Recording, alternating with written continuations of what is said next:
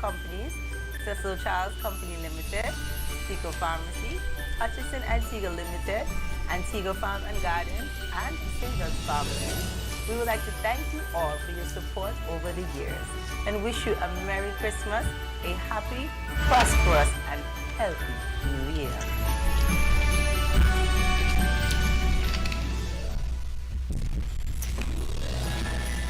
Your order will be processed immediately. Thank you for calling Mega Distributors. On behalf of management and staff of Mega Distributors Limited, we wish our fellow citizens of Antigua and Barbuda a very Merry Christmas and a happy, healthy, and prosperous 2022. We thank you for your continued support and look forward to seeing you at our location on American Road, or you can call us at 562-6353 or 562-6354. It's beginning to look a lot like Cool and Smooth is the #1 place to shop this Christmas. Yes, we are ready. Yes, ready for the Christmas season. Come in store to see all our new arrivals. Now in stock. Ladies' shoes, ladies' clothes, men's shoes, sandals, sportswear, furniture, chair sets, fridges, stereo sets, waffle makers, deep fryers, ice coolers, dressing tables, and of course a Christmas tree to pack all these goodies under. Although I'm not sure how you're gonna put a dressing table on that Christmas tree. Nevertheless, don't let these great items pass you by. Plus 20% discount on selected items. Cool and Smooth is your #1 stop for Christmas this year.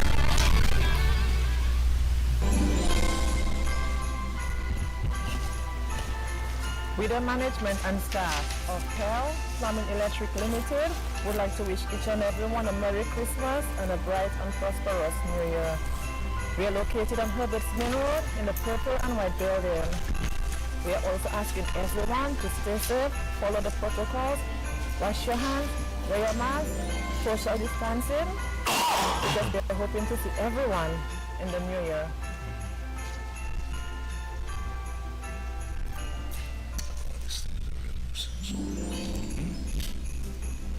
Hello, here is Brandfullis wishing you a Merry Christmas and a Happy New Year. Here at Brandfullis, if you're not having a happy and Merry Christmas, come on to Brandfullis. We will let you do that. We have everything for all your needs. We're located on High Street where we sell all the big teddy bears at a very good price. You can contact me at 771-2282 for more info. Have a Merry Christmas and Happy New Year. Okay, welcome back to Talking Sports, and we must let you know that if you want to see this program, you can tune in on Facebook at ACB Caribbean Parish League, YouTube at Antigua Parish League, Instagram at Antigua Parish League, and also we are coming live on CTV Channel 8, and our Zoom numbers are 636-015-0303. That's 636-015-0303, and the password is 12345. You can WhatsApp us at 1-268-776-2866.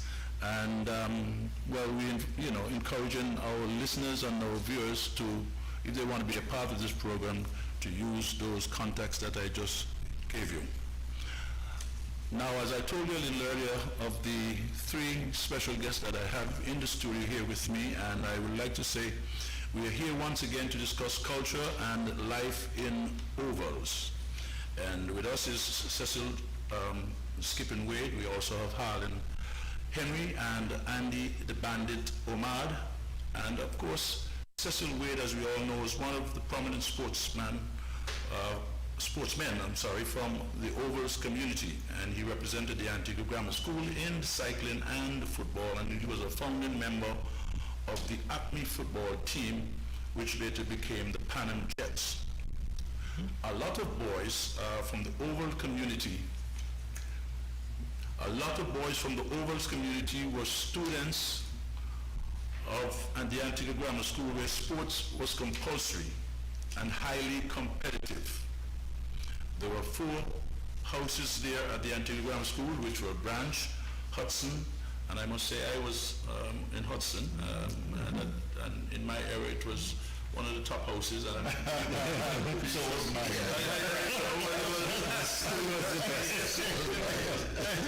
So they were Branch, Hudson, Philip, and School competing fiercely among themselves.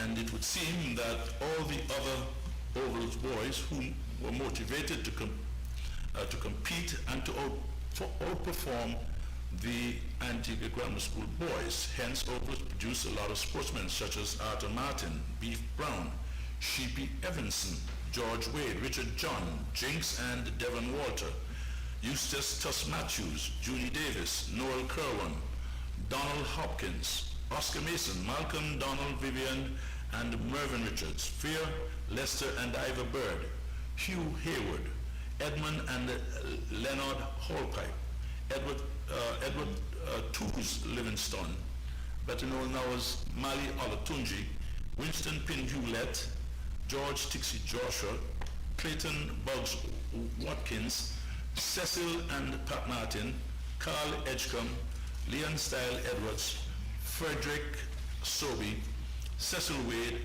Morris and Clarence Antonio, and Alan Hunt. There were not many sportswomen at that particular time because society considered it unladylike, but there were two sportswomen of that era who should be called and who should be cited, and they were Emina Davis and Harleen Williams. Skipping will be highlighting some aspects of our culture extracted from his autobiography, Skipping into the 70s. That's correct? Yeah. Okay, so over to you. We're skipping into 70, specifically, which had to do with my age. Oh, okay. Skipping to 70. And the nickname, I like the point. So over to you now. Well, gentlemen, first of all, at culture, at Carnival especially, you always hear when people refer to the whining and the lewd grinding and so on, the wink up as it's called. Somebody say, look, make our own, our culture that. And they continue to do what they want to do on the guise of it being our culture. I would like to define culture as being within the context of the way of life of a people at a particular time. Therefore, to say that we cannot change this our culture is wrong, because culture changes anyway, in spite of our not wanting it to, or if we want it to, it will change. It will change with the advancement, the development of any society, any peoples. It will also change with the evolution of technology. When you have a raised standard of living, your culture changes. So to say that that's our culture, we can't change, is incorrect from my standpoint. No, if it was so that we just refer to something in the past as our culture and you can't change it, well then we should be still living in the little mud huts that we used to live in, little wooden houses and 4 stones and so on, because that was our cultural time.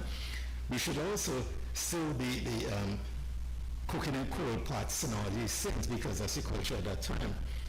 Our parents should still be ironing our clothes with a sad iron and put our clothes on the stone heap to dry and all this kind of thing. That was culture all the time. The culture has changed and developed and evolved to the point where they now have washing machines, drying machines, electrical irons and so on. So I'd just like to reinforce the point that the culture is the way of life for people at a particular time. If we go back to earlier life, and I'm older than you guys here, but I remember seeing cars with what they call packing tires, that is never puncture tires.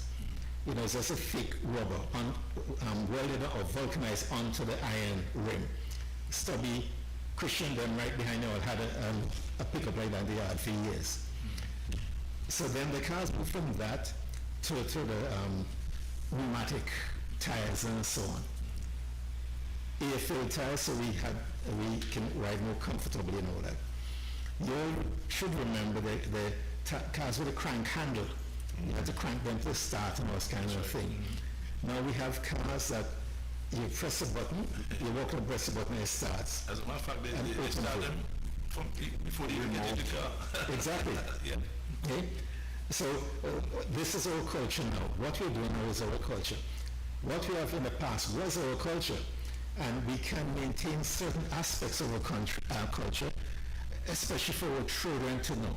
If we cannot physically maintain them, then we should write about them, because it is non-educational if our children know the way we came up. Because a lot of our children now are not taught our culture, show our culture, read our culture, on account of some of us are kind of embarrassed, ashamed of where we come from. It is a fact, because some of us today are millionaires and so on. And as we have our current families and our children, grandchildren, we don't want them to know what our past is like. So therefore we tend not to pass on the cultures or the information about the culture at that time, which to me is diseducating them. I think they should be told and where possible shown pictures. Personally, I have hundreds, maybe up to 1,000 pictures of time I was 16 or before that I keep, and I show my children all the time. I talk about the difficulties we had coming up so that they can appreciate it.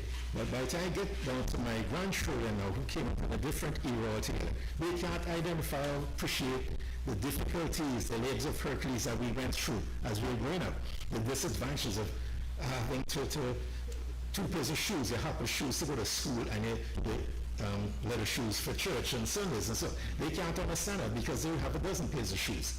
So they can't identify that. And I think without that information, they're not very well educated, because as the saying goes that you cannot know where you're going unless you know where you came from.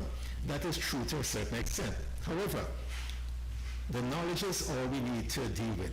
We don't need to say try and build bridges to the past. We need to erect highways to the future. So we should be thinking about where we want to go. There's nothing that past can do for you other than create an experience from which you learn and which you can pass on to your children and grandchildren.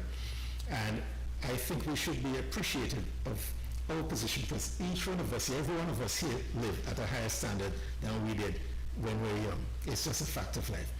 And that had changed even in spite of us. Whether we want it or not, it will change anyway, because as time passes, there's a certain amount of evolvement, development of a people, of a country that you can't really stop.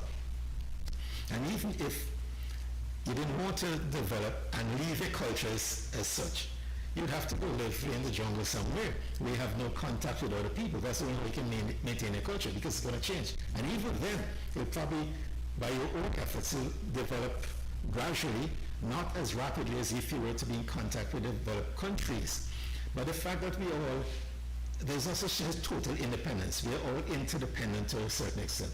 And the fact that we have to communicate, trade, commerce, mercantilism, whatever you want to call it, with other countries, will also change our culture, because we're going to have to change our way of doing business. For instance, we have to be better educated to know how to deal with people, business people, in the areas of commerce, banking, and so on, finance, from developed countries. Therefore, it is now our culture of being into a developing educational system, a better system than you and I went through, because it's necessary to keep abreast with what's happening in the world and so on. Our leaders and forefathers, someone went to boys' school and third form and second form and take what they call it. There's some exam they used to take there when they leave in boys' school and so on. That's fine for that time. But as we grow now, that cannot be applied to today. You've got to keep abreast with electronic gadgets and so on. Every one of you here has a cell phone, which is not only a phone, but a tape recorder, a camera. I go on and on and on. Some phones now they even check your blood pressure, your diabetes and all kind of thing. So what I'm saying is this: if we were to be maintaining our culture, we would still be looking at the telephones as boxes on the wall there, with a cup for your ear and a cup for your mouth, and you ring it with a handle and so on. So we have to, and then it emerged into the culture changed to both phones, big so. You remember the long antenna. Now we have these little things that if somebody 100 years old were to come back alive and see that, they'll think it's some sort of mystic. They would not be able to understand how you can say and touch somebody in Africa in a few minutes like that. So I say all this to buttress my point, or my thought that culture is changing and it's the way of life at a particular time, and therefore it is wrong to insist that our culture now can't change that. That's nonsense, because if that were the case, then we still go back to colonialism and so on and live under those conditions, because that was our culture at the time. So we changed our culture. Every one of us here have strove to get out of that type of mentality, to be dominated and be brainwashed by other people of higher complexion and so on. We've gone that far. So it's our culture now to become educated, acquire and attain better medical services, to be able to listen to cricket from Australia, say, in a different time zone from right here. Okay? Also, and watch them on TV. We can see what's happening now in, say, South Africa, in Venezuela. So we've got to appreciate where we are, where we've come from, and also where we expect to go. Because it might not be so fantastic to think that in 20 years we'll probably drive around in glass bubbles for cars. You want to go to St. Thomas, maybe you put in some numbers and you fly off. And they might have some way of having some sort of reverse gravitational pull so you don't get in collision and so on. All these things are possible, because if anybody had told us that you have Africa, you live in New York, okay?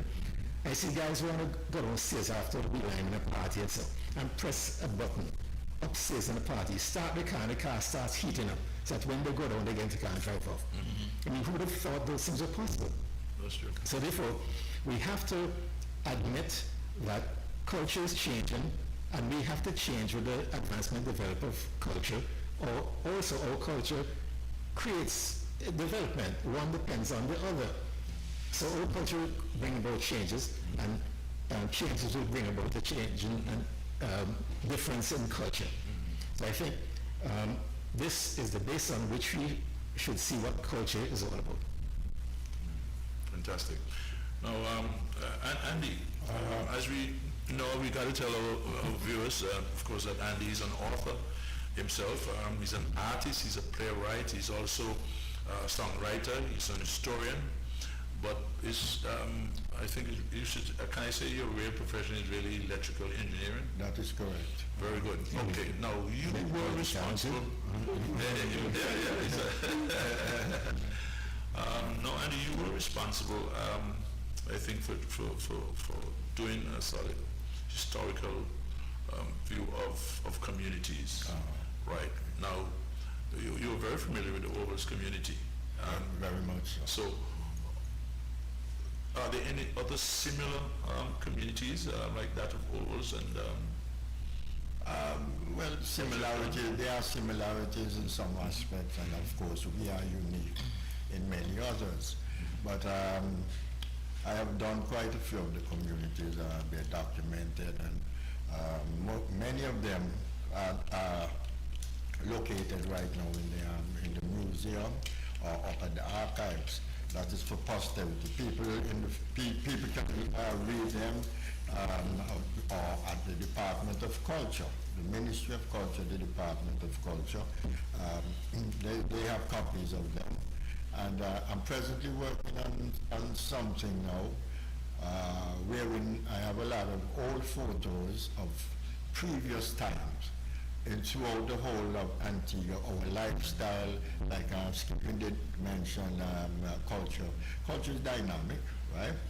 And what I am doing with this piece now, presently working on it, it's going to take another couple of months to finish, but the photos, those old photos, what I've done is to show them, have them included in that document. It might be also a documentary, a TV documentary, but and compare it with today's look, right? Like I have photos of when horse and cart conveyances were the order of the day, and then I compare it with what's happening today.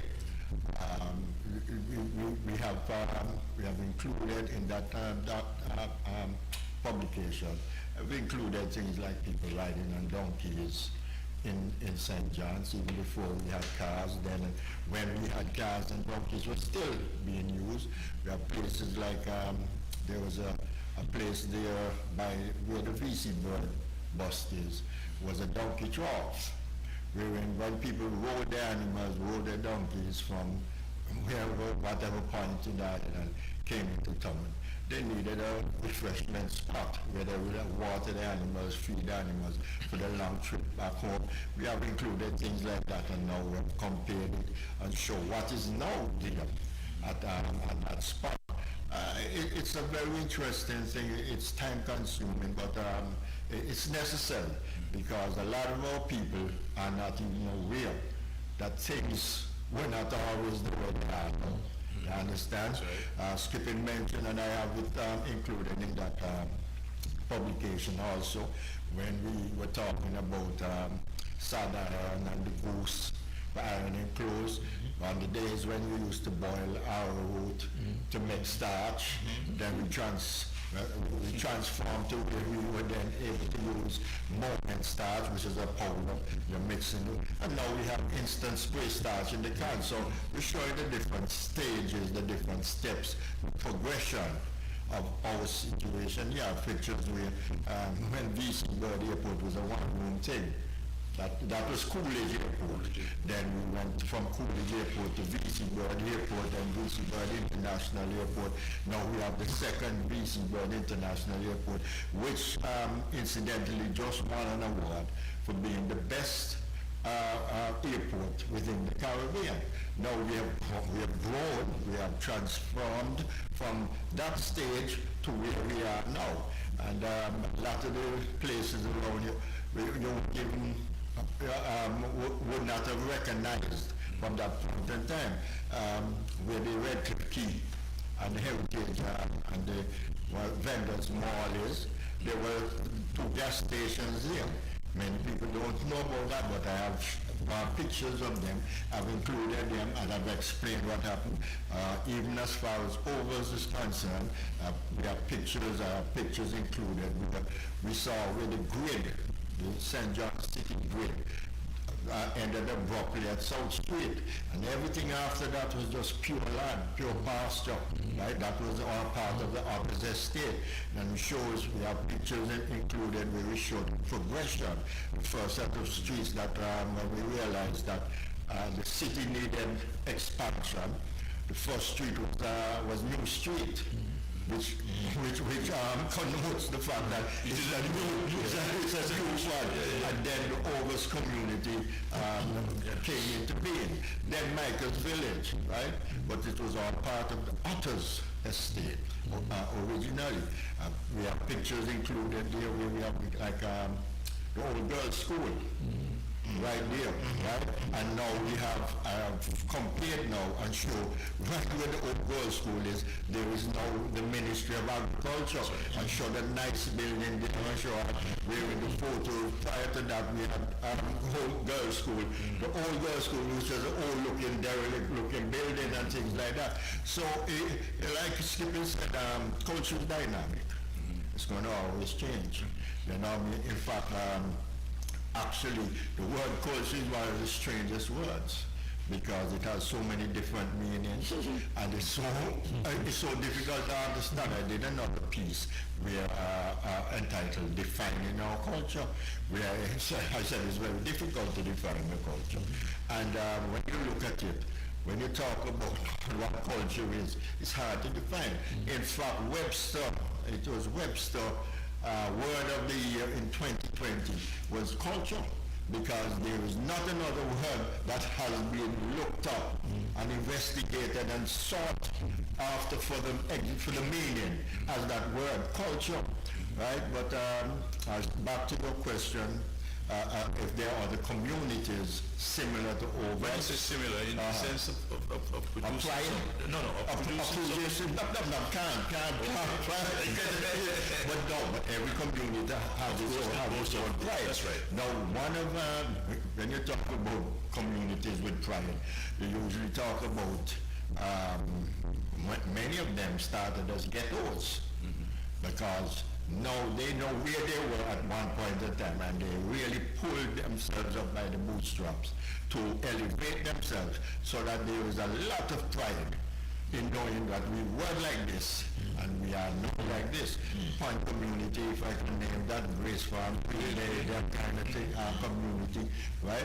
They because of their lowly status where they started from, you know what I mean, and now where they are. But most communities have similarities with ours and yours as far as the pride is concerned, right? But then as far as producing the number of stalwarts, if you want me to say that, right? It's going to be hard to find.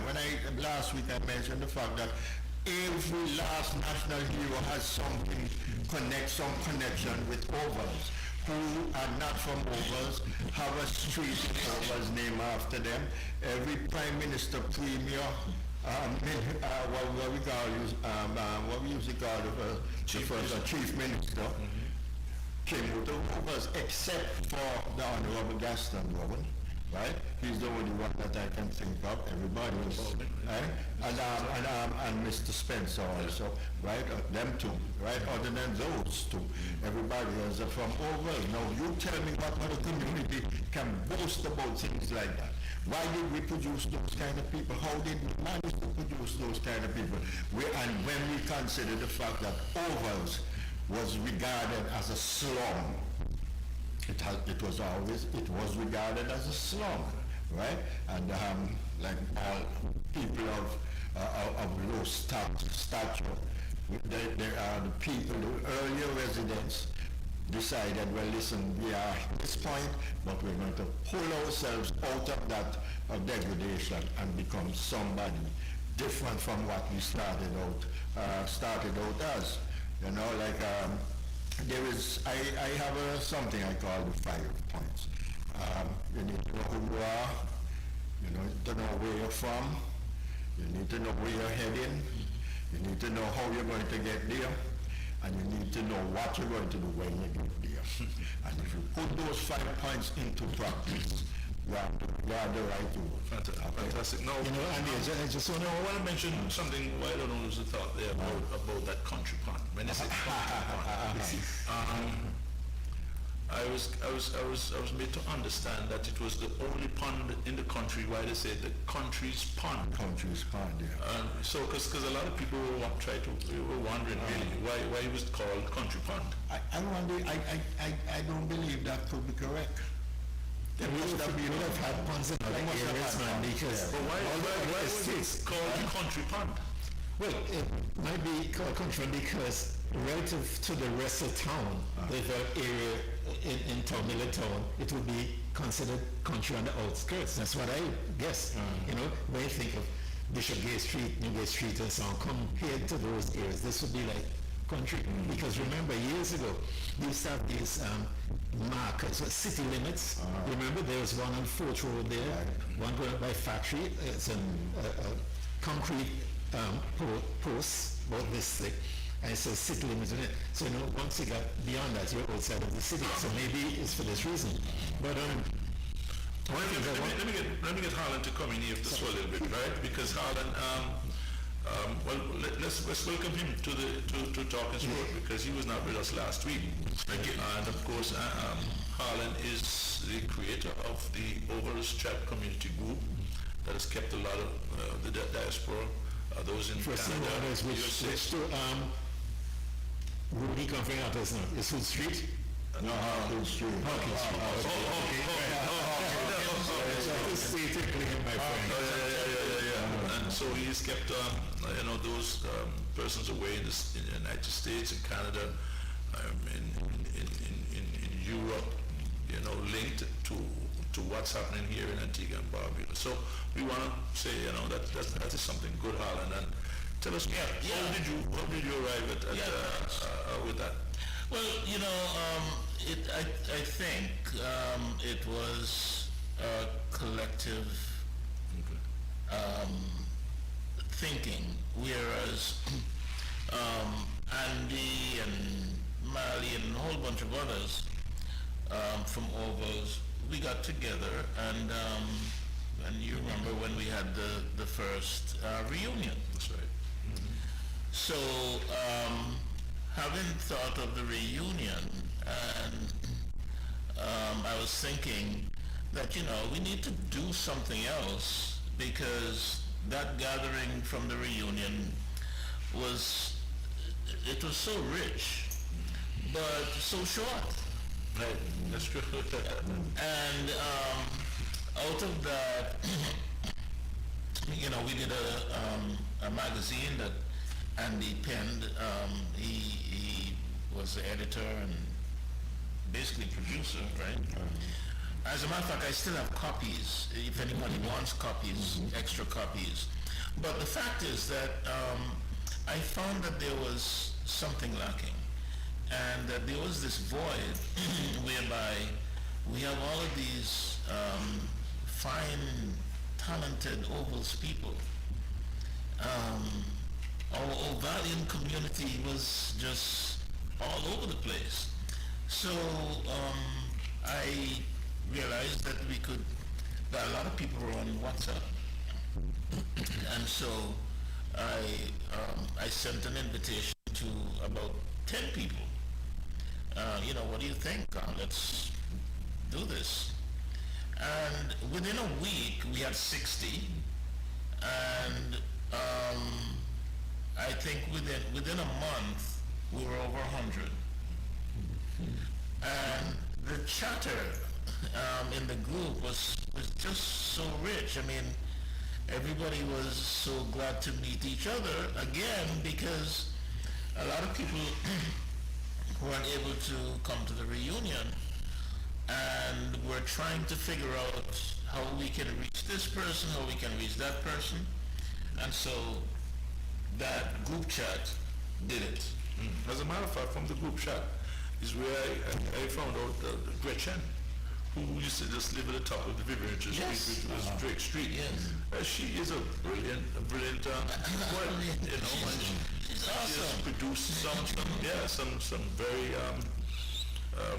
some very exciting and topics like about COVID-19, which is going viral now. Yeah, and well, you talk about Gretchen, and as far as artists, I mean, you have Richie Allen, you have Pat Dora, you have, that's right, Bali, Melvin Bridgewater. I mean, it could go on and on in terms of... It looks like there were more people than the community could hold. I mean, it's a small community, but there were so much people, But what the thing about Ovals is that whatever category that you can think of, there's a representative in that. Not even one representative, but there's strong representation in all of those categories. I know we concentrate on sports, of course, but and we're practically the leader in sports when it comes to the number of persons and how they have elevated themselves. But when we talk about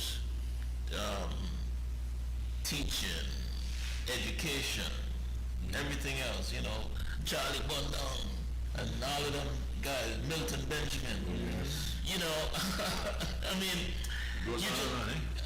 electronics, Mickey Matthew. There's so many of these people, and musicians. Musicians, yes, and Pat Edwards and the whole Edwards family, the Mason family. I mean, the thing is that the richness, we can't let it go. So the chat group helps to keep all of this alive. And I would honestly prefer and hope that we can even develop that chat group into something else more. But it's everybody's busy and so on. And right now the chat group works for what it is. And there are also some constructive topics discussed on the chat group. You're not the one who's chat group. You find a lot of negative things. Right. Go on. Bandit, one thing I'd like to go back to is that you did mention about overalls being somewhat of a ghetto in the early stage, which is true, but it probably was, how should I put it, not a ghetto for as long as some of the areas, because where overalls, Michael's village made a serious contribution to the development of overalls, because when they were closing down the bases, they had all these barracks houses that Michael bought and set up Michael's village, including the church next to Tixie Joshua and them. That's right. He contributed that to the Catholic Church. And because that was a sort of upward mobility for the average guy who lived in a small house and 4 stones, they moved up in that area. So Michael's village now attracted a lot of professionals, a lot of teachers. We had about 2 families, Mills, Clem Mills and Pierce Mills, you might not remember. Their mother was a teacher. You had Mills at the corner there, Odette Mills and people, their people teacher. Durham around the corner, he was a tailor and a teacher as well, Sylvia Durham's father. Then you had a lot of policemen, okay? You had Sergeant Tom, Allen, Roberts, Blaze, Mills. Again, then you had all the jail officers, Carty, the freighters.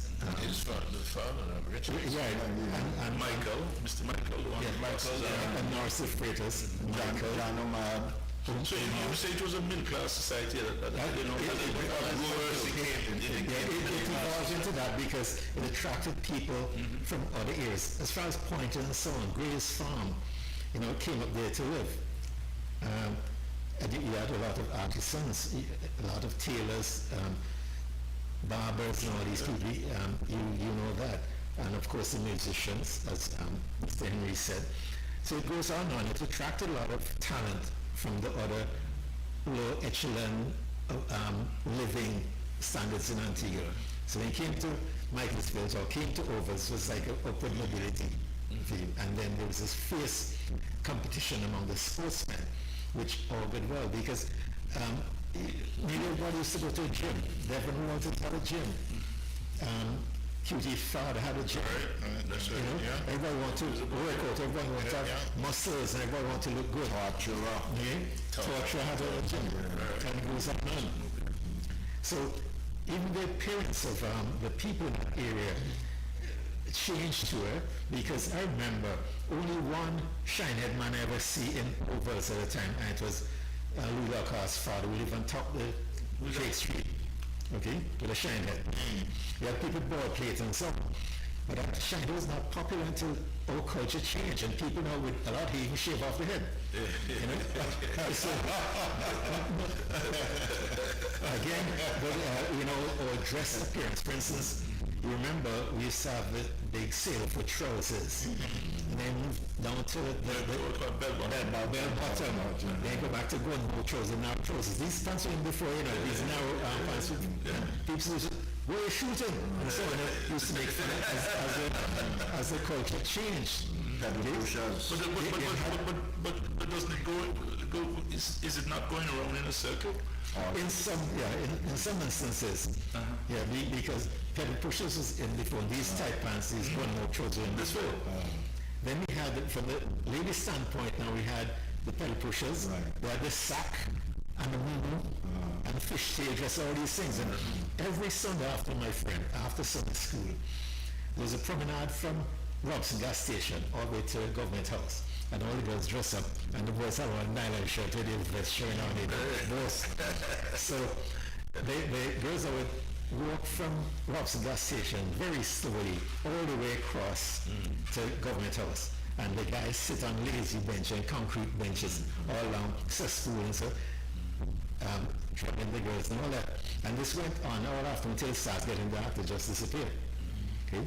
Then you have the guys now, most of them parents were living in Chicago, America, England, so on. And would send back clothes for them. So any guy get a pair of shoes, the both started, you know, son, he had to put up for some afternoon and his nylon shirt. And of course a tie. There was a joke one time, I wasn't there, but they said that one of the guys, maybe in Mervin's age, his mother sent a tie for him from Canada, England, somewhere. So the guys in the group now jealous, said, one of them said, look, you don't tie everything like a Batman. So the guy said, you can't understand, look at this, I'm from, send it from England, give me a so the boy looked, he said, oh yeah, true now. I tie home everything like that, only for say different.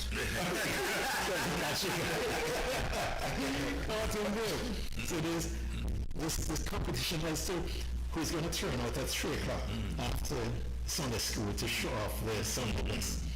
And the Mills family, their father lived in America. They used to have a lot of toys and a lot of clothes and so a lot of us gravitate around the house and play with them and play with their toys and all that. But they eventually went off to the States to join the rest of them that we live. It was very interesting to see the way culture moved from one extreme to the other. Even though our parents, they remember we used to have what do you call it, haircuts. You had puff. Then you had flat top. Flat top, yes. You had square back. That's right. Well, so every minute you change this thing, your culture's changing all the time. You know? I think the military was kind of stationary, right? Oh yeah. But we even got into, I remember some young guys quite recently cutting the hair in what they call a mohawk with it. That's right. It up. And then when it comes to music, now you remember we used to have Benna. Okay? That's right. Benna with the banjo. And then I remember the first time I saw, running from home the morning early, just see this, what they call a host code band, which preceded our Juve jumper. And mostly ladies go to the house coat and head tie, hold up the face. I remember run up there by Grove Street by Miss Davis School, where they gathered up. And they have the banjo, so the men have the banjo and the women dancing in the house coat band coming across East Street. Early morning from about 5 o'clock. This is where I think the Juve idea started. Okay? And they come down Drake Street, Vivian Richard Street now, go across by Arthur White and go up Market Street. That was the house coat gang. Then you must remember the clowns and John Bull and Highlanders led by Bailey, and the clowns and so on. It was just so much fun going up Market Street. Everything happened from Market Street, from the same donkey trough that Andy spoke about, go all the way to police station. But I think there used to be a problem with the bands C-bands coming up from Market Street, from Grace Farm Association, so clashing with the band coming up from Point. So I think after a while they had to redirect them. You go up as far as police station, back down from Point 1. Because prior to their clashing, guys used to take violence or sharpen up the edge of the pan. So when the bands clash out, they turn the pans up and going through one band clashing with the other one, say Hell's Gate and Brute Force or whatever. Plenty cut up. And remember in those days they had the flag man or flag woman. This guy Bucky, red guy Bucky was the flag man.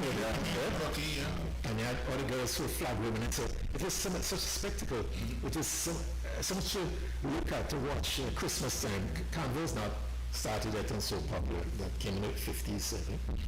But to go up, what we call go up town, when you hear Christmas time come, boy, you look forward to that. And blow a whistle and all, get up and all the place. What about boxing also? Because I've heard about Oscar Mason was a very good boxer.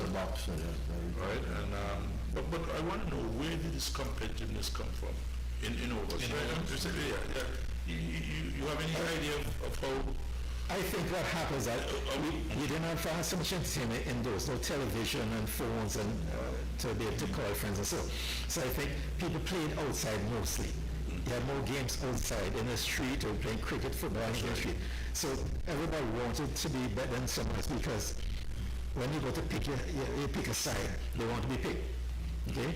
So I think the competition came from that way. Once you get a chance to be on the team, what is it, a little full team, full side in the street, you want to get picked again. And part of it was a little bit of obstinateness, where, if there's such a word. But people used to challenge each other. There was always this challenge. Somebody's going to challenge somebody else. I bet you can't do this. I bet you. It's always a bet. I bet you. His brother Donnie had an uncle called Benji. He would challenge anybody anything. Become a city bummer because how he eating sugar cakes is coffee and they take it. He's a strong looking guy. And when you leave East Street up there by Recreation Ground, you have all the mahogany trees, flamboyant trees planted near together. And Benji will say, look, me now walk go home. He climbed over home now. Climbed from one tree to the other. Okay, some men grew up because there's a lot more trees there and intertwined. Either they intertwine, he swing from tree and go down a tree and go right to the top of Hood Street is. And I walk home. And they challenge you. You old time Tarzan? Benji was tough and fierce. Even if he did knock over the piece, he wouldn't hurt. And he would go. We go up into Blackman Lighthouse at the top of the railing, so he gone up where the Harry used to do that. The direction. Yeah, the matter Harry came down with a umbrella one time like a power trip. Up to I was still afraid of heights. I used to go there study when I was at school, but I go up there just to get away from sounds and so on, but I would never climb up on that. Talk about challenges, right? I remember one morning, I think it was a Saturday or Sunday. It was a Saturday. Our football team. We were running from your home at Richard Street, York Street. We're going to CBC, what we call down there.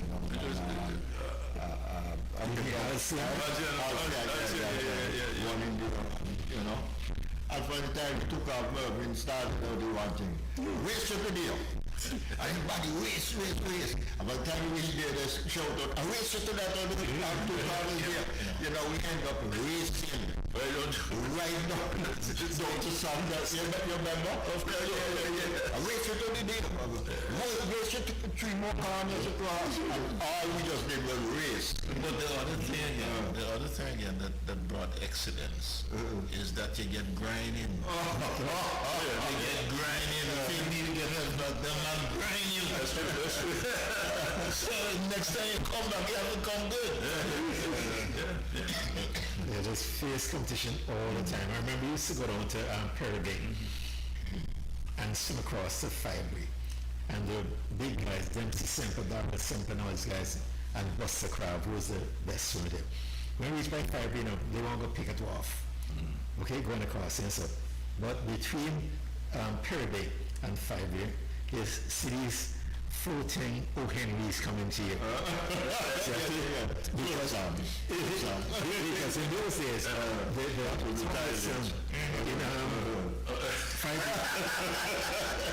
in Fireway, the toss was built hanging over in the water.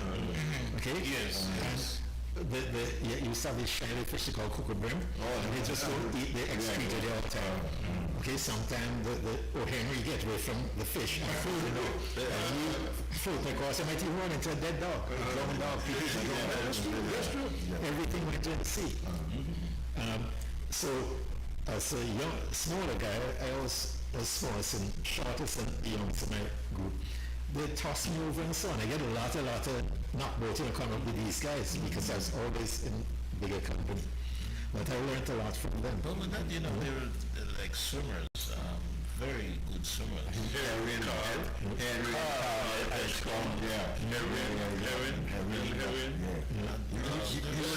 A lot of swims came from there. Maybe because of living close to Perry go hard shrimps and catch blue Bundy, shaggy ones. And of course the provision boats from Dominica would just come there. Yeah, but he got a food boat. And guys, yeah, food boat. And guys used to swim out and used to raid the hell out of these things. Well, you have a car, then there was some Dominican guy who tossed mango and so forth. But one time, we took up a boat down there with the O and South down Kirby, go to food boat because a guy in Antigua called Mouche, he had family bringing the food so go there and we get all his vegetables and come back.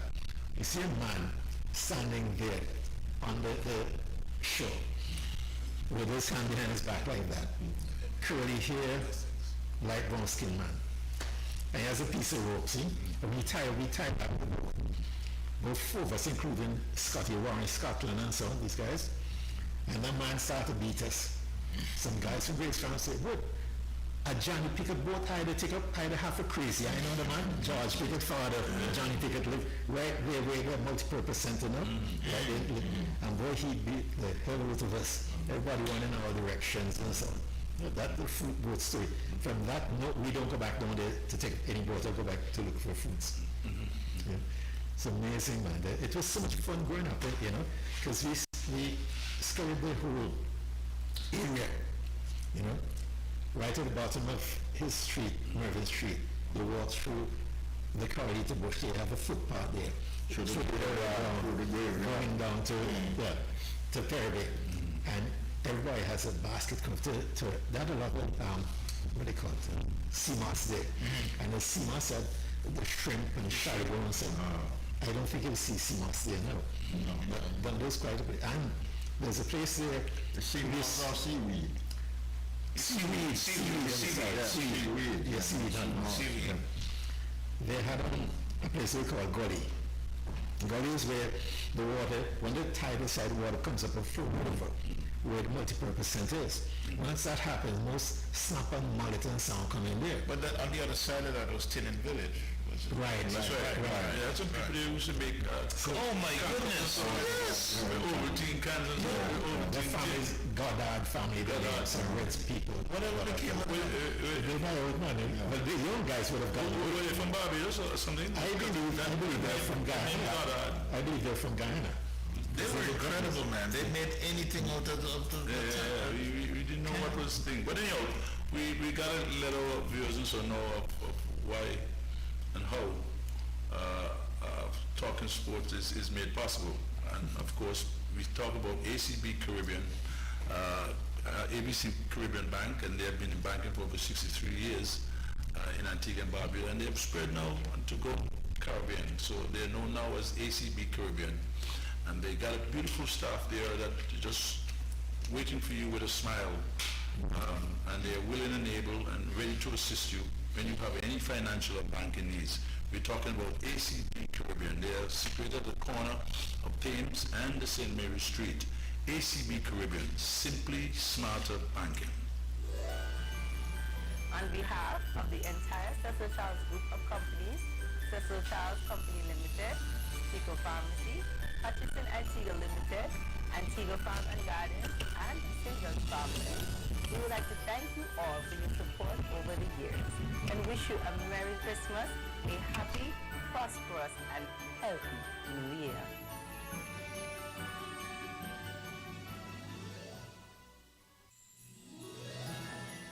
Your order will be processed immediately. Thank you for calling Mega Distributors.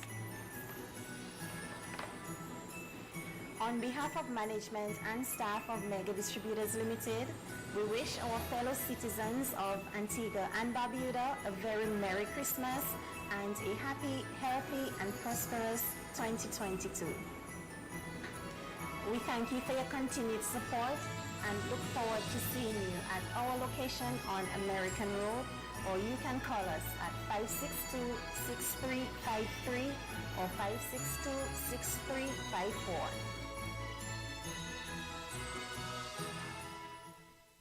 It's beginning to look a lot like Coolant Smooth is the #1 place to shop this Christmas. Yes, we are ready. Yes, ready for the Christmas season. Come in store to see all our new arrivals. Now in stock. Ladies' shoes, ladies' clothes, men's shoes, sandals, sportswear, furniture, chair sets, fridges, stereo sets, waffle makers, deep fryers, ice coolers, dressing tables, and of course a Christmas tree to pack all these goodies under. Although I'm not sure how you're gonna put a dressing table on a Christmas tree. Nevertheless, don't let these great items pass you by. Plus 20% discount on selected items. Cool and Smooth is your #1 stop for Christmas this year.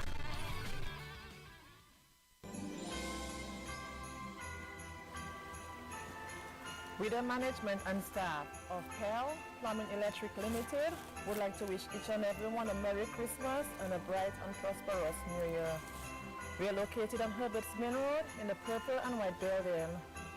We are also asking everyone to stay safe, follow the protocols, wash your hands, wear your mask, social distancing, because we are hoping to see everyone in the new year.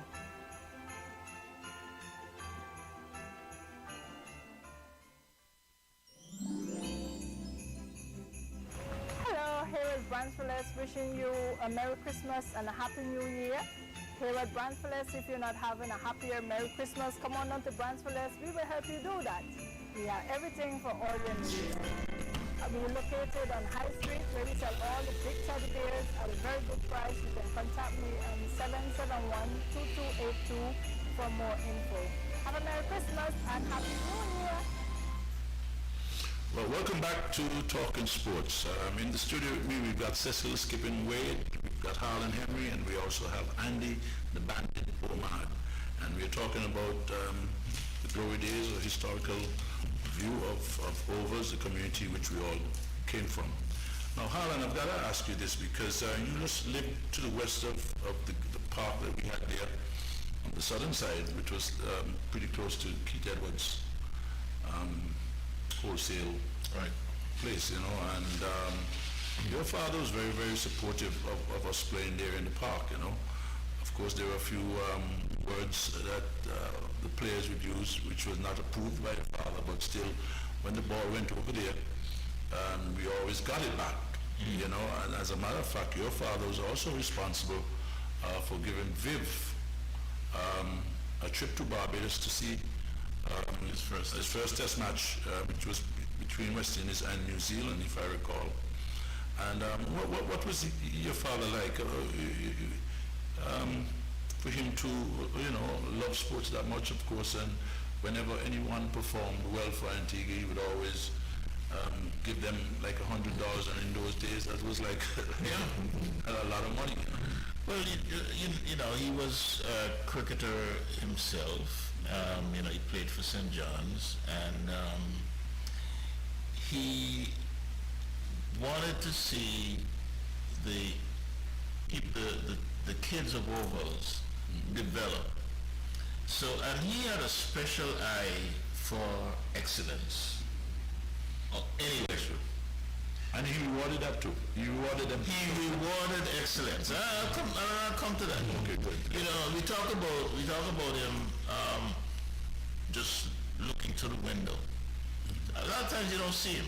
Looking through the window, and he's watching, paying close attention to all the guys playing in the pasture. You know, Nigel, my brother, and I, we weren't that good at any of those sports, and you know, cricket and football, because most of the sporting activities in Ovals pasture, everybody had to be top notch. You just had to be good, and if you're not good, stay home. You're a spectator. You know, you're either a spectator or commentator. You know? So, you know, I was mostly in athletics and track and field, but that was not around there. So I had to, when I'm home, you know, I watch. Right. You know? Yes. Man must know his limitation. And then you watch all the Clint Eastwood movies, like. and I don't mind. But Daddy, Charlie, as he was fondly known, Mr. Cricket, was fond of cricket and fond of the best cricketers. And not only overs, mind you, but whenever he went, he traveled a lot watching cricket. He and his friends, they went all over the world watching cricket, test matches especially, in that time. And he and his friends, and certainly, he was not the only one, but whenever, a batsman or a bowler, or even somebody did an excellent catch, he would throw a couple $100, $100 there, $50 here. And I don't remember him doing it in overs for the guys. Overs, but when it came to the test matches and so on at recreation grounds. Leeward Islands tournaments and stuff. Yeah, Leeward Islands tournaments and so on. Mind you, Benjamin, Roberts, all of those guys, he specifically, targeted those guys because he saw in them, even before they became who they were. He had a list of all of these guys, and I remember him talking about, who was, the wicket keeper and the fast bowler and this young guy from Old Road. You got to watch this guy, and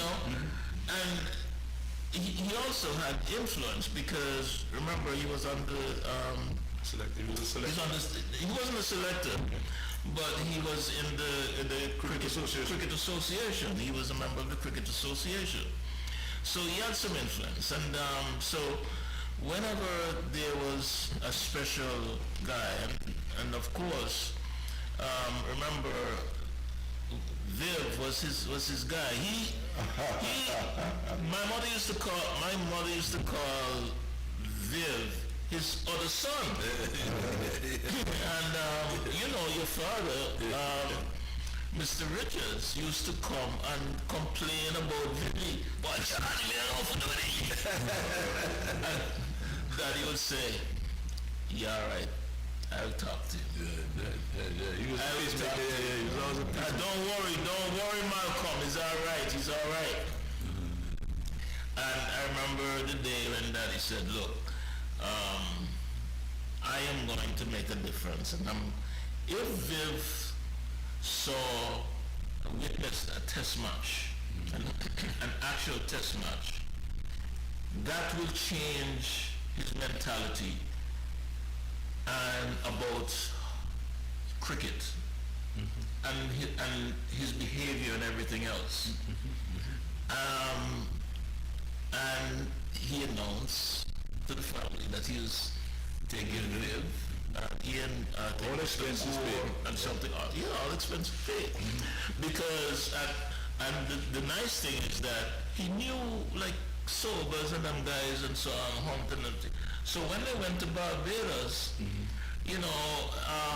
Viv said he went into the dressing room. Viv was able, exactly, Viv was able, because of the connection, Viv was able to interact with these guys. Who could have done that, Yes. But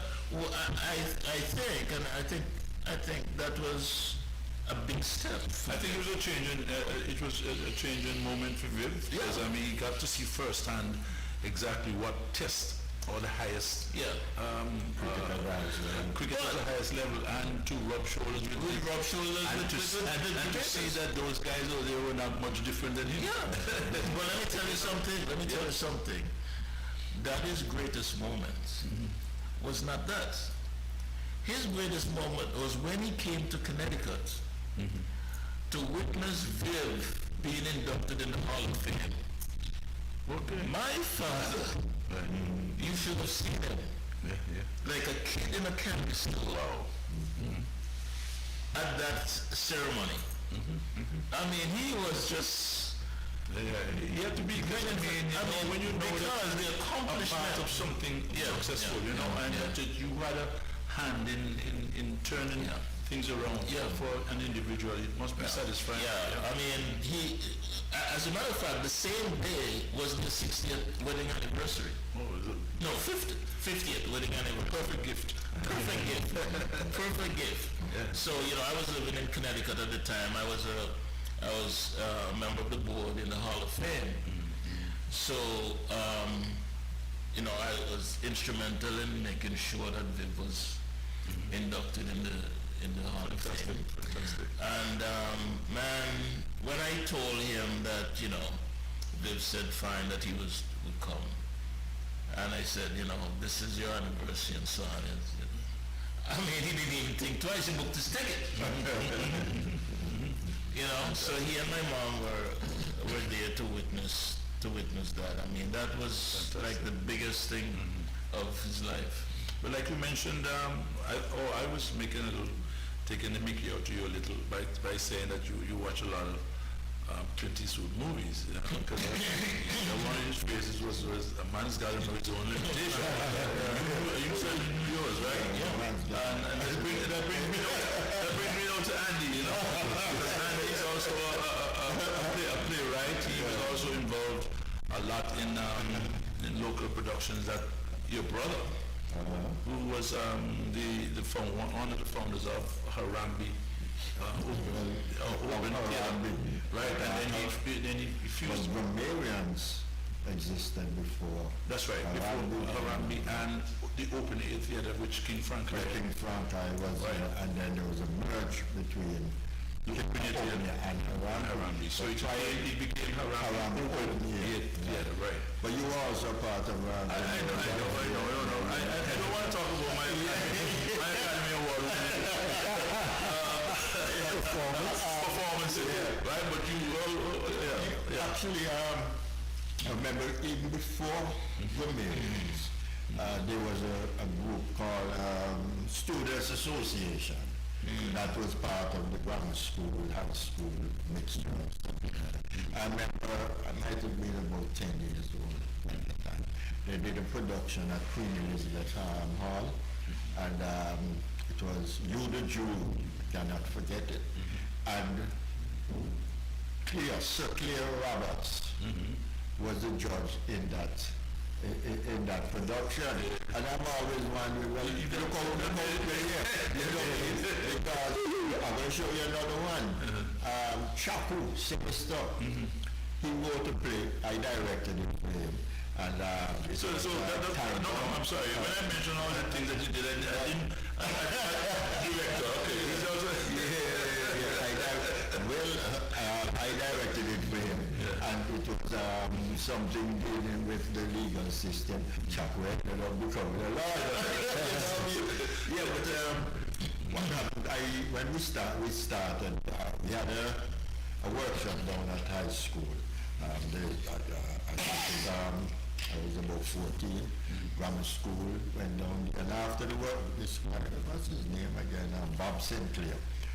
When the workshop was finished, completed, a couple of us, I think there were 5 of us, decided we were going to start the drama group. There was Dr. Edwards, what's his name again? Alvin Edwards.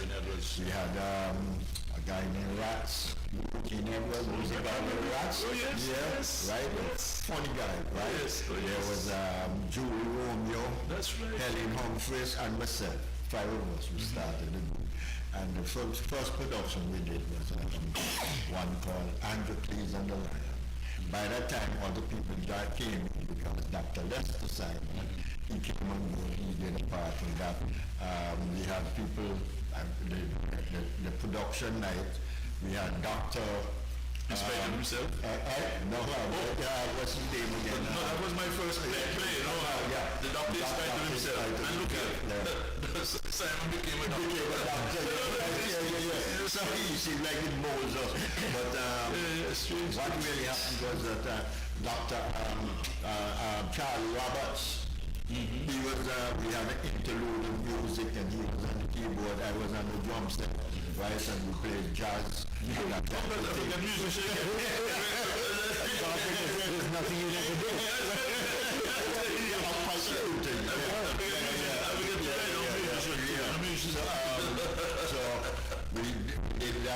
you remember when we did Of the Slave? Of the Slave. Of the Slave, yes. Of the Slave. We didn't even do it. We had, throughout the entire duration of the play, we had background sound of tumba drums, like conga drums, but it was not recorded. I played the tumba for the entire play. I remember one time we were at Barbados, at you in Barbados, and we did Of the Slave. And they said, ready, right? One time they said ready. I start with the drumming, right? How did they want ready, right? About 45 minutes later, I try and now and the play don't start, and I still have the entire duration of the play to drum. So, but eventually what happened, when Darwin had come home for vacation, he was studying at U, right? And when he came home, our Ramirez was flung to him, and he came and he resurrected it and he changed the name. We call it Harambe, which means togetherness. And then after he went back to Bayville, and we continued with it, and eventually open air theater with Pontiac Francis. He was the founder with Idler Gums and that type of Bowsy music, call it, right? And Edgar Davis and so on, and they joined together, and we became Harambe Open Air Theater. And that group they're not doing any productions, any dramatic productions, no drama presentations, but there is a chat group with the Harambe, with a lot of the old members are still in touch and that type of thing.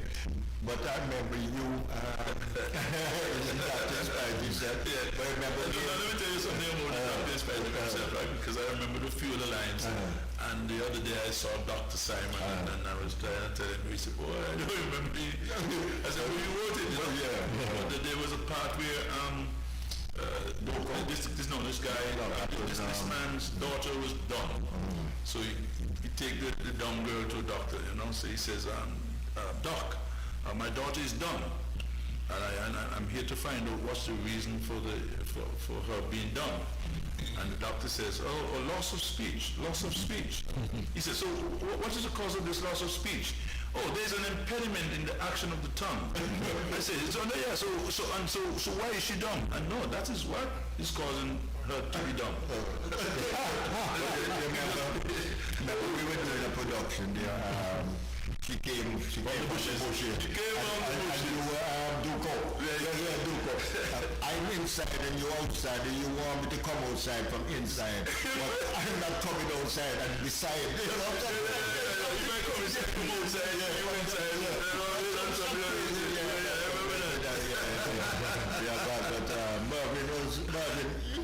No, I went and then I left the theater and I went on to screen. I remember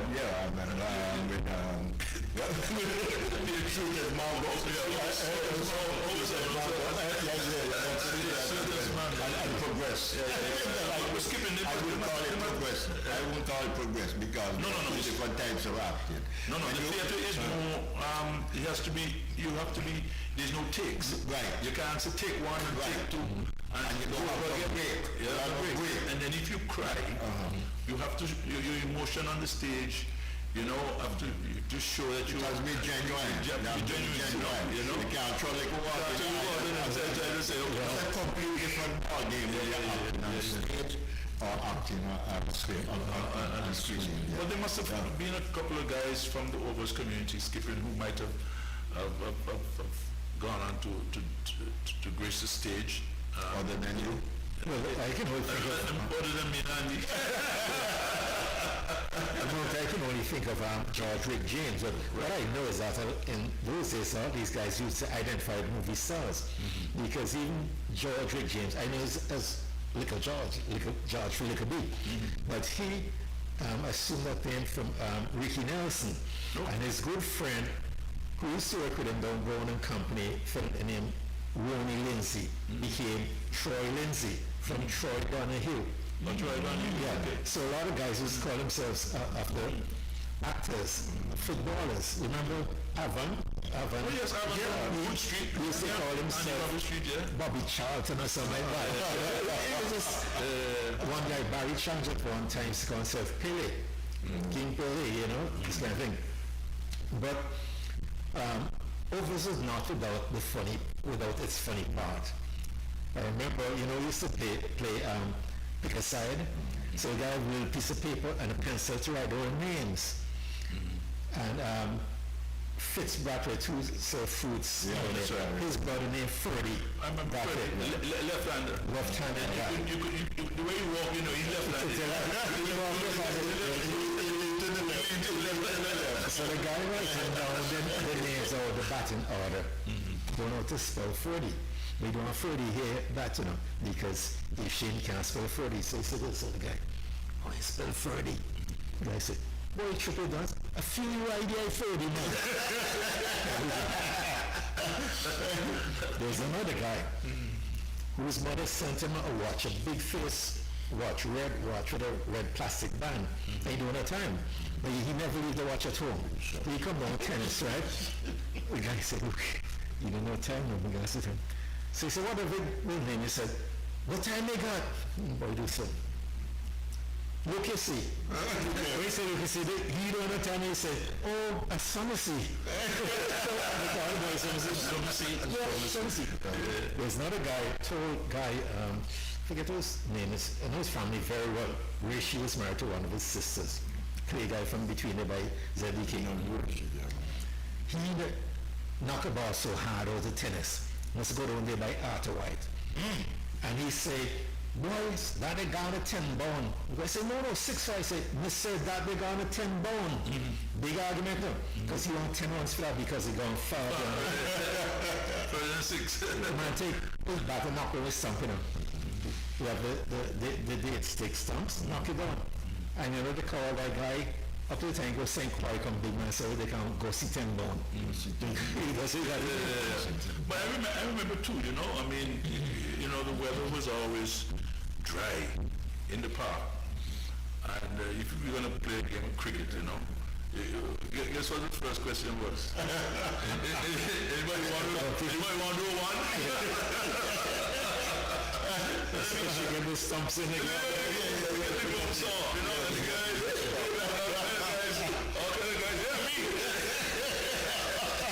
we had a funny situation. Look at it. We didn't pick up any disease and things like that. We have one little sweet drink, you know, we share about 10 guys. Nobody, you know, no pandemic of COVID and all kind of things, and you don't touch things and so on, people catching it, you know. We guy will shake hands now. But you lose more than dirty water, you got the water, you just bounce it and you sprinkle over everybody, and you're gone again, you know. Wow. But me and Tools used to get in trouble all the time, see? Because we used to, they call drill pint. That's, you know, the rum bottle and the flats and so, and we go down to merchant rum shop or con rum shop. And this Friday afternoon we short our money to go deluxe because this tall black man behind the counter in con rum shop say, I done this customer and yes, I drill pint and so I come back again today. No one no point. Time ran out and we short the cash. Said, Tools, what are you going to do? So very taboo, the only thing we can do, see, we have a kite room there. Let's sell it. Colin Sampson always wanted a kite. Colin's name, right? Colin Sampson. Yeah. So he said, we go by my home, go on to bed, get the kite. But the kite don't have any loop. And time run out, we want to go deluxe. So we want this other 6 or whatever it is for the kite. So we go down by Mrs. Sampson, Tony's mother, Colin's mother, and she's in a rocking chair. So Miss Sampson, you know, Colin also want a kite and so she buy the kite for the kite don't have any. So she said, don't worry man, be coming back tomorrow. We'll put on a mountain loop. So you're gonna fly high and so when time get money, we gone Dukes, can't stop. Just in time to go when advertisement coming out so. next Saturday, we don't remember, so we went across by Tixie now. And he said, oh God, Miss Sampson in front of the door, they're rocking and shit. So you go, It's true, oh, yeah, she was it. And we go by Slane and goes in there, or walk along the house and pass right on Miss Sampson window against us and gone across by Tixie George. We don't pass by Joshua. Big Tixie Joshua. Sometimes I'm tempted to ask Connie if you ever fly like I don't know about that company or what's a big guy, you know. It was a little weird. When I say a little weird, as a matter of fact, his nickname was Cricketer. Cricketer, yeah. Because he always, when he was going, he said he wanted to be a cricketer. That he said, I want to be a cricketer. So when we would play our little games in that particular part of the on that field here, right? And we said, Colin, you're not coming, you're not coming to play, you know. He said, no, I have a funeral to attend, you know. And he's a lizard. A lizard funeral. He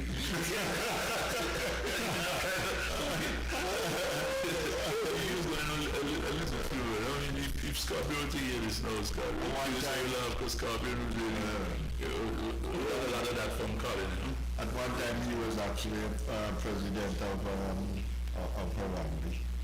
Yeah, no, he had a lovely stage voice. Yeah.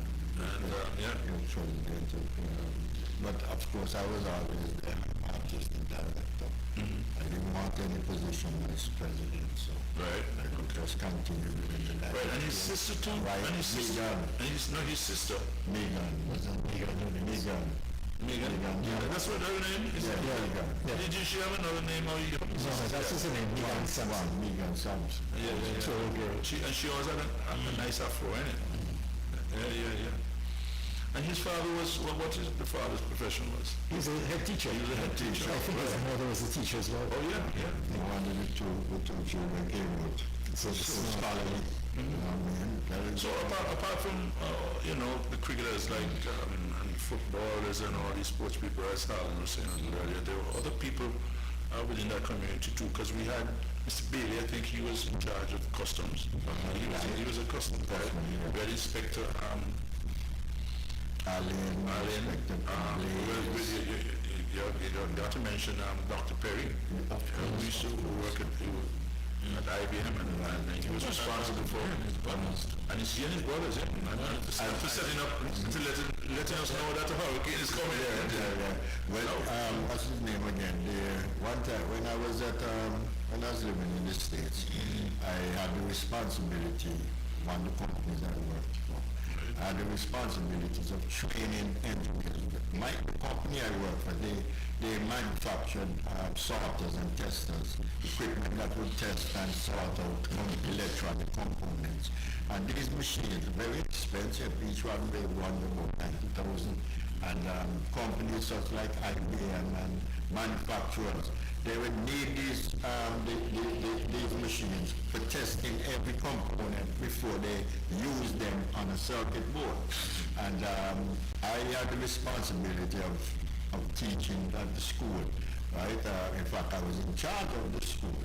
And I remember I did a session with IBM, and I trained the engineers.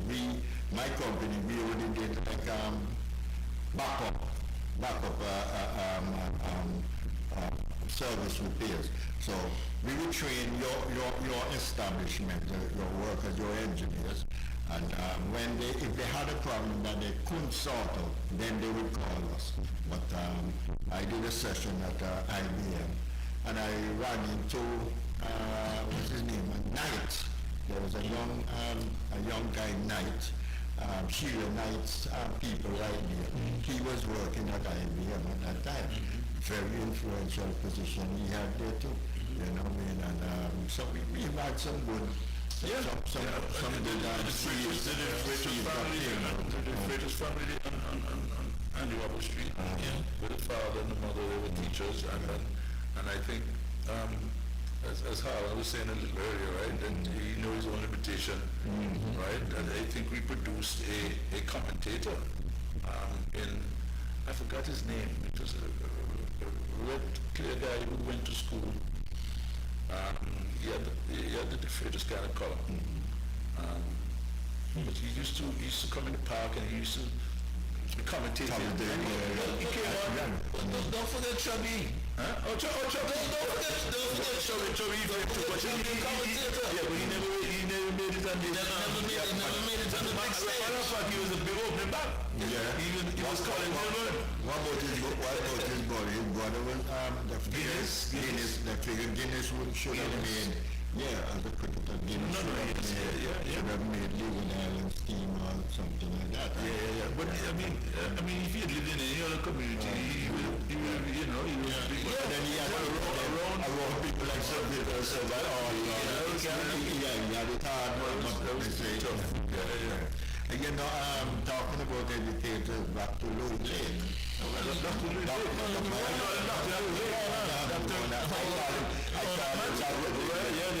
There's Ronan Matthew too, he's an author, and also he had worked a long time in Israel, in the States. He worked somewhere in the Middle East. Yes, I forgot it.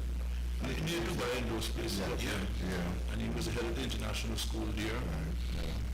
Wow. What about people like Levi Francis? The Francis. Deputy Governor General.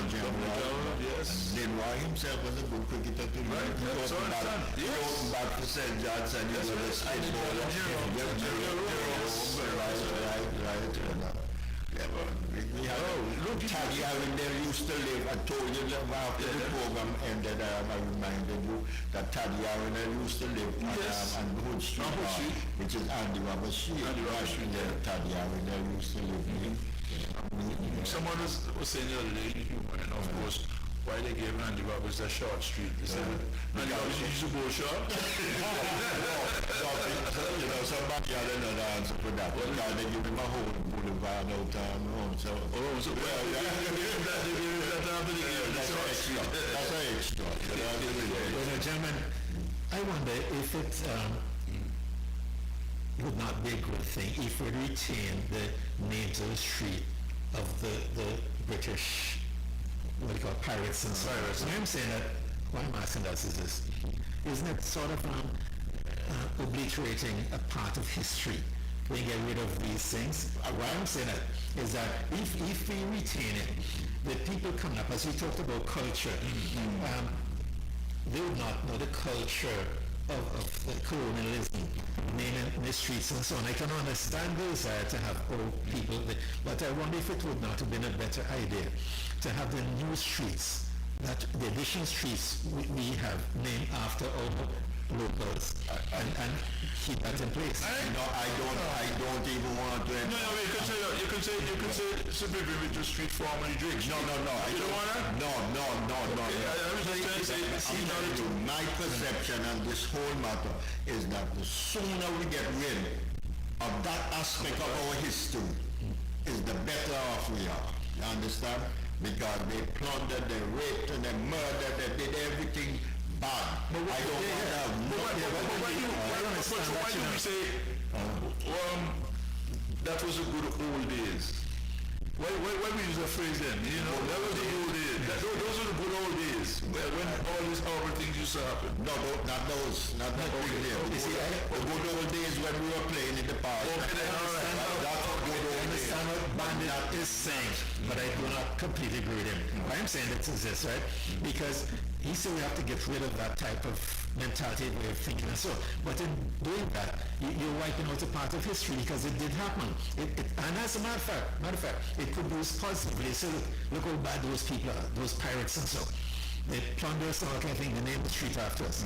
Because if you start getting rid of that, just suppose 50 years from now, they would not know that the colonial masters named the street after the pirates and so on. So I think it's sort of obliterating history. That's why you ought to document these things. I can understand this. If you want to, you can read about it. You name a street after somebody as a matter of honoring that person. No, but they honor them. We didn't honor them. They honored them, you see. And they, No, I don't want just honoring them kind of people. no, we not honor them. No, what I'm saying that we can honor people with new streets that we make. No, what I'm saying that is that if we follow that way of thinking, not that I understand the position, I'm only looking at it from a different standpoint. Because if that's the case, what have we for it to get rid of Nelson document? Look at the amount of history we'd be getting rid of. So suppose we call Hugh Bailey. That would be nice. That would be nice. Yeah, but then a lot of people... I don't know what time I was filling out, Viv was supposed to go to India, so I was supposed to fill out this form for him to get a visa, so I got the form for him, and so I wanted to get it back from him, so I caught up with him, and he started writing, so his name, Isaac Vivian Richards, address. Drake Street. What's it? Wow, baby, you don't want to write your name? You don't want to write your name again? He said, no, you're all right. So humble he was that, he just felt like his name again to say Vivian Richards Street, so, but no, that was a little laugh. No, boy, we having so much fun again, boy, that time has moved up on us, and we've come now to the end of our program, but can you imagine? It's true. Yeah, man. That's so exciting. So I'm giving everybody the last word, man. I don't want to be like Lawrence M. really. I'll give you all the last. You start from there. Yeah, man. Please keep it going. Gentlemen, I must say again, I'm glad for the opportunity for us to get together and talk about the good old days. And I still believe, though, that we should not try to live our past culture. What we should do is write it, right? Other people can be familiar with it. And it is necessary for our descendants to know our culture. Because it's an education, it's intelligence that they should learn and know where we came from and where they came from via us, and appreciate the past, because I think, some of us, our grandchildren, don't think that we did enough, because they come in a different era now, and they see people out of wealth and all this kind of thing. But then again, once success is not based on material things alone, because we've seen a lot of guys who have achieved greatness. Let's say one person come to mind, let's say Red Samuel, who I think is a genius. He used to be my botany teacher at grammar school. And guys like him get the impression they're not so much interested in wealth because they could have been wealthy. But I guess their success in life comes from the opportunity to educate other people, to make sure that other people become even smarter than them and move on. Because had they been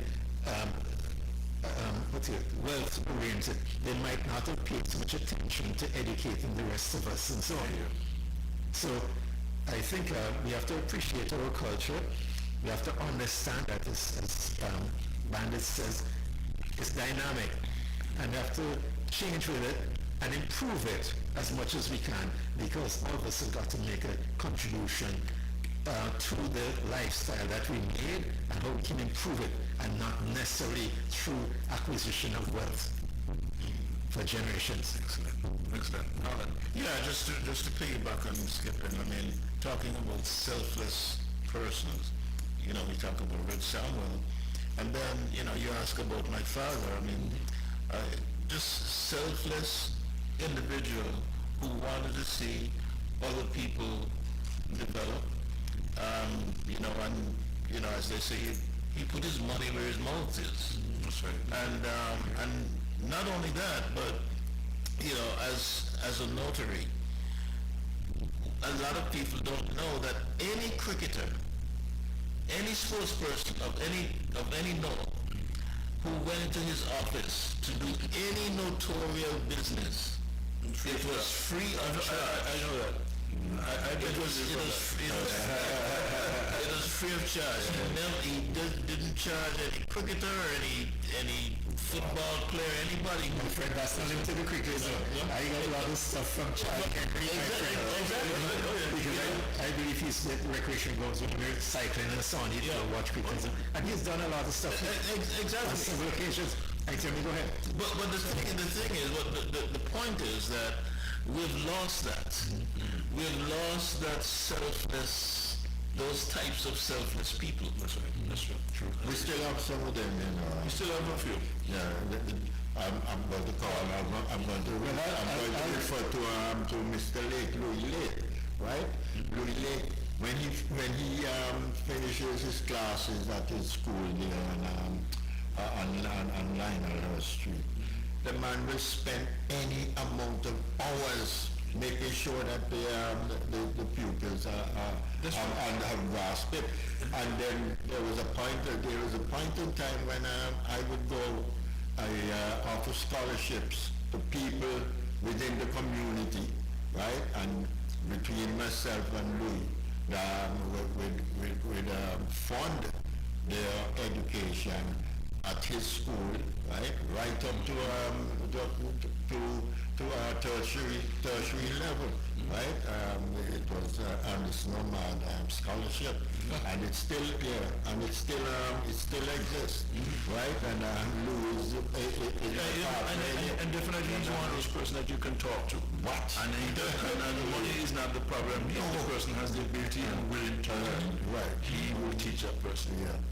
And so, well, and those lovely but in that context, and they should be cited too, you know. There's a lot of work that I believe he gets small remuneration, but certainly cannot pay for the time that he's put in. That's right. A lot of work he does. So and a lot of people will not understand that. So we have to look about getting him as honest. Oh, yes. Yes. Definitely. Well, we just want to simply say, boy, I mean, this has been a lovely, lovely show. It was, we thank you very much, all you, for coming and talking sports. Even though we didn't get too much into the depth of sports, but we did discuss the community. We had a lot of Antiguans, and we shared it with the world, sportsmen and sportswomen from our community. And we just simply want to say, on behalf of our executive producer, Taddy Arundel, and our cameraman, Orden, we want to thank you very much. And of course, our sponsors, ACB Caribbean, and all the others who have supported Talking Sports, and also Antigua Parish League. We say goodbye for now until next week, Monday, when we'll bring you another exciting episode of Talking Sports.